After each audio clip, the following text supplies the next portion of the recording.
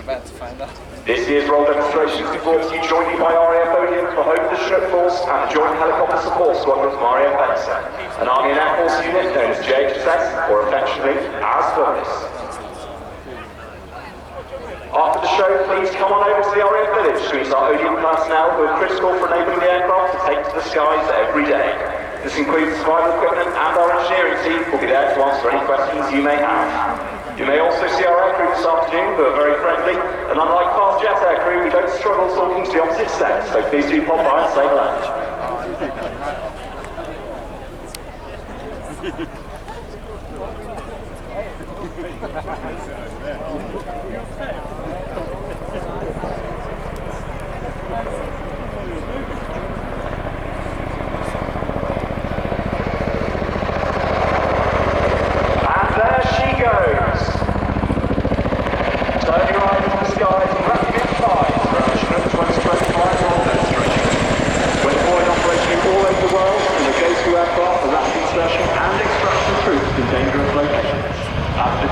The answer is 2 Chinooks. What is the question?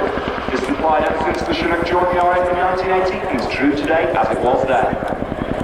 Count starts the show by pulling the aircraft back, falling over, rapidly turning back onto target, ready to begin the height and back again. The crew are now preparing to drop their cruise on onto target. As the aircraft runs in for a downwind pit stop, they'll be simulating the latest possible landing site to offload troops and the vehicle, either on or off the back. Be efficient in rescuing their landing site, making sure it's suitable to land on at the minimum time possible to avoid excess threat exposure. Having found their site, now making their approach, crewman Josh up front will be giving voice marshal directions to Captain Carol, eventually talking him forwards and down onto the landing site and monitoring the height of the aircraft as she comes into land.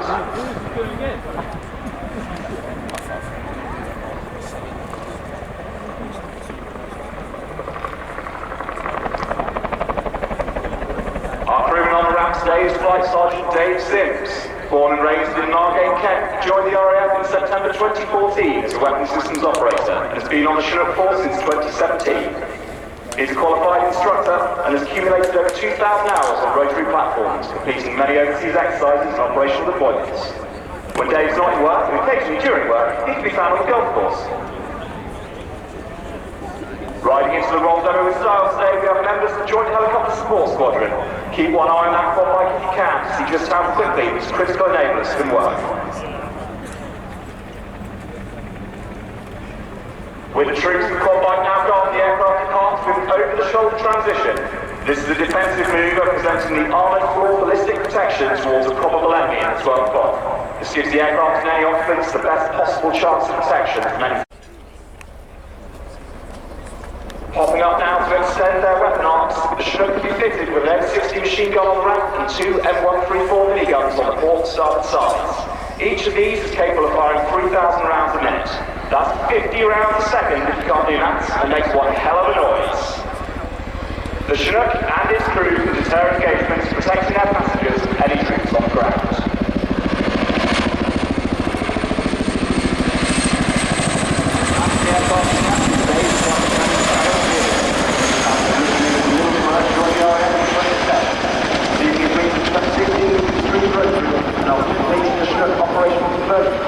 He was posted to RIAT Motors in 2018. He's got over 2,000 hours, 1,400 of which are on Chinook, and most recently deployed on Operation Shaker. He's a qualified helicopter instructor, and when he's not throwing Chinook around, he's throwing bikes around in Chinook. Charles Delaunay is his flight today, and I'm reading the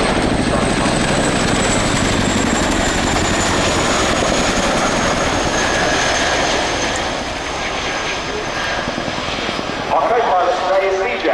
He's an avid fan of Formula 1. When he realised he was too tall to be a driver for Mercedes, he became a Chinook pilot instead. Forget the revs of an F1 car, CJ. We know the best noise in the world is that bit of blade sound. Here the crew is showcasing an exciting and versatile capability of the Chinook. After repositioning once more, they run in for a fast roping approach, decelerating rapidly to accurately dispatch troops on a tight landing site.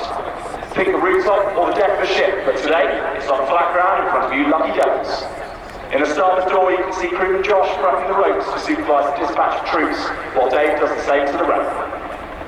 We can simultaneously dispatch 4 ropes if required, 1 from the door, 1 from the centre hatch, and 2 from the ramp. The ropes have been kicked out, up to 30 troops could have departed a hovering Chinook in less than 2 minutes. Not just troops, stores of kit, and even the furry land sharks, more formerly known as military working dogs, can go down. The crew are now returning to pick up that quad bike, which has been rapidly prepared by the hookers as an underslung load. Underslung loads are the bread and butter of the Chinook force, with all crew members front and rear working together to maneuver the 99-foot-long aircraft into a finely tuned position. That's 99 feet and 8 inches, if every inch is important to you.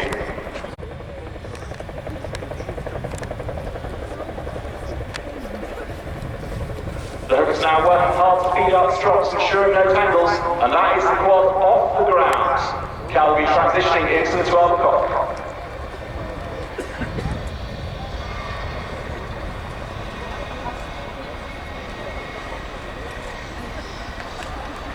That quad is attached to the armed hook, but the Chinook is capable of carrying 3 simultaneous underslung loads and carrying up to 11.3 tons on its centre and below. This quad bike is a mere 350 kilos and 50 rigs for Chinook and the hookers can take it. In such a capable aircraft, if you need to get another Chinook, I'll be able to cover this stage on the cut off to save a little weight. With a maximum all at 24.5 tons and 2 powerhouse.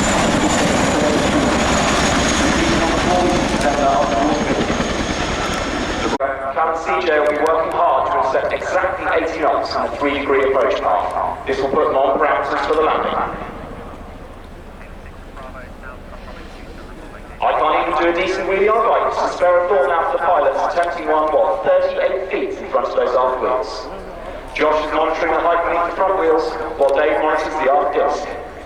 At 26 degrees nose up, those aft rotor blades will strike the ground. Absolutely nobody wants that to happen. The teamwork amongst the crew allows for effective information to be passed up front to Cal and CJ as they handle this magnificent oily green lifting machine. He's on the ramp looking out on all you lovely people here today. In case you can't spot him, he's the one waving the gigantic orange hands. Those are definitely his real hands, and he can be quite embarrassed about them, so please be sure to give him a big wave as he goes past.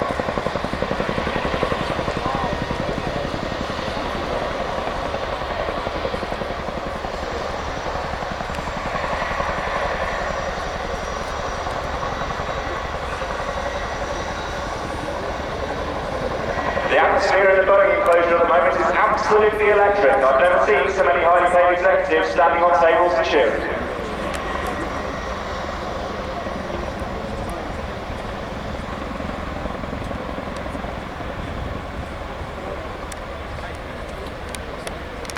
The team are now going to prepare for their airborne audition of Strictly Come Dancing, performing a few pirouettes down the ramp.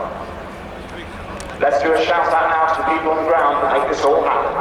The Chinook is supported by a huge team that keep the airframes functional and airworthy 365 days a year, holding national standby and readiness commitments for worldwide operations.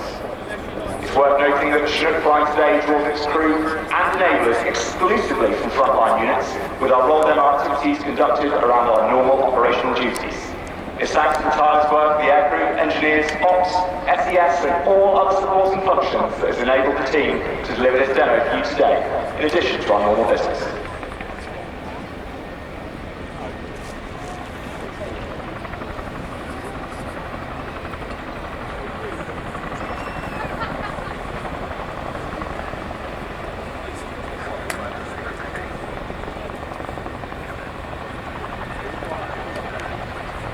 All good things must, however, come to an end, so before our final manoeuvre, we're going to see some competent flashing of the landing maps by co-pilot CJ and a bow from the crew. There it is. We'll now watch the incredible Gorny climb. Named after the base in Bosnia where the Chinook demonstrated its incredible power, dominating other helicopter types during the Kosovo War. It's a massive performance climb will be followed today by a corkscrew departure.